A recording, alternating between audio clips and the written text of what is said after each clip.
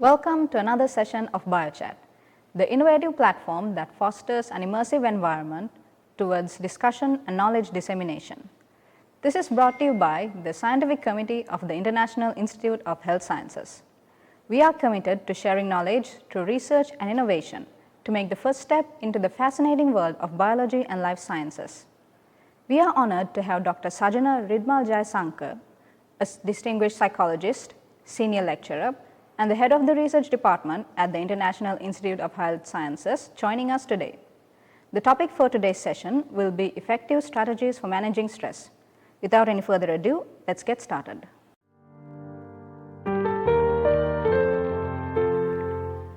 Stress can be simply defined as the pressure or worry caused by problems in somebody's life. What are the problems? Look around you. You may have various kinds of problems in various kinds of ranges, and pressure or worry caused by problems in somebody's life. For an example, if someone has work overload, it would lead to a huge pressure. That's the way how the problems would lead to the pressure. On the other hand, just think about simply, if someone has had a breakup recently, the person will be having excessive worry about that. That would also lead to a certain worry and problematic as well.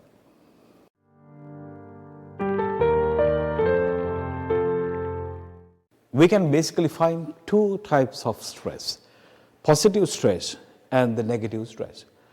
Positive stress is obviously required. In order to proceed and succeed certain things, we need the positive stress. For an example, if someone is preparing for a certain challengeable thing, let's say preparation for an examination or preparing for an interview, they should have the positive stress.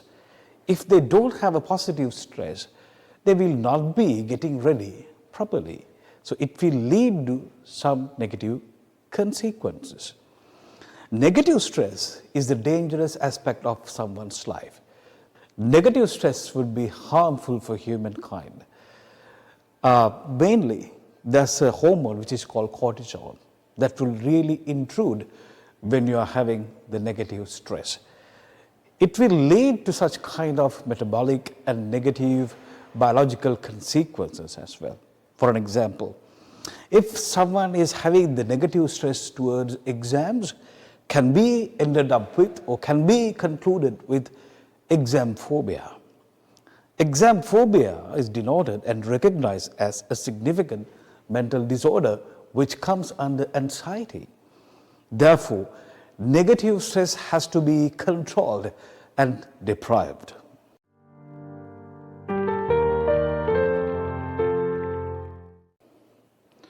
Okay, now let's talk about tips of controlling and managing the stress. Firstly, take few deep breaths. Close your eyes, breathe in from your nostrils and breathe out from your open mouth. Do this for several times. You may get kind of a ease of tension once it's done.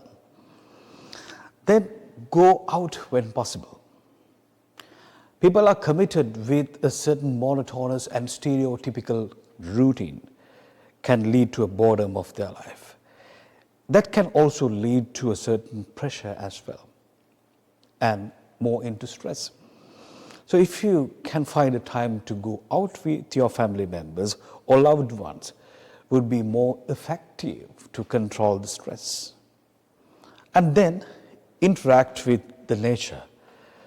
People have born as a part of nature. They're more naturalistic, so they would love to go to the nature in order to feel the nature and have a relax. So it would be better whether you can go to the nature and embrace the beauty of the nature and have a relax.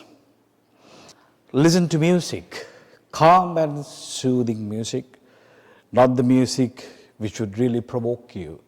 But I may suggest, if you can play back a music and dance, that would really affect you for releasing happy chemicals. That would also nice. But you may listen to calm and soothing music. In Oriental music, there's a specific music which is called raga music, which will be easily available on certain social media platforms. You may listen to them. And we also have the music which is called sleep music. If people are suffering from deprivation of sleep, insomnia or related matters, it will be an effective solution for you. You may enjoy singing, dancing and aesthetics as well, which would really stimulate and relaxing you.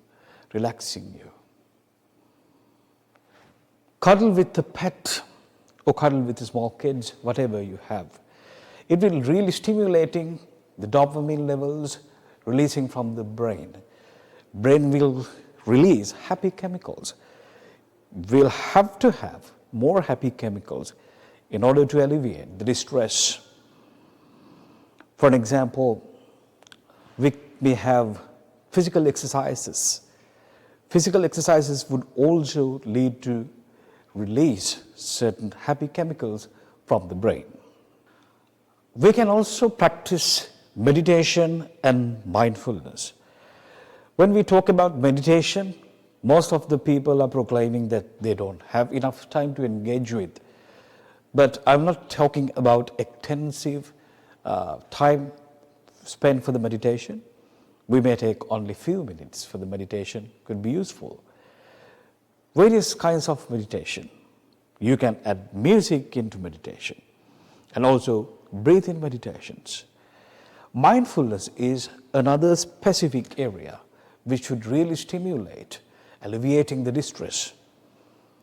There are certain strategies and techniques to improve the mindfulness.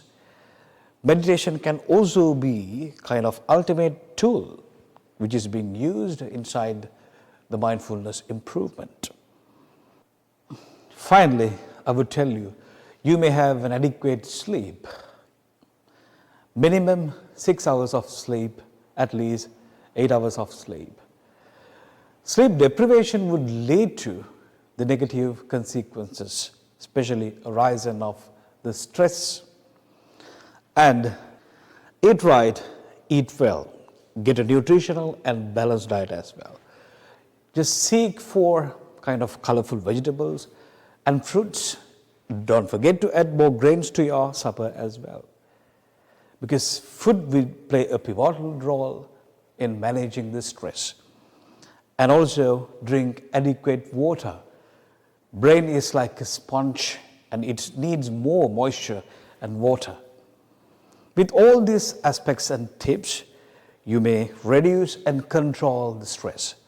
Don't forget that we cannot eradicate the stress. Stress is like a shadow to us. It will be following us. It will be chasing us. What we have to do is not the eradication, but we can manage the stress. Thank you, Doctor, for insightful advice. It's been a pleasure to have you here with us. And with that, we wrap up today's session on effective strategies for managing stress. We hope you enjoyed yourselves and learned something new. Till then, see you next time.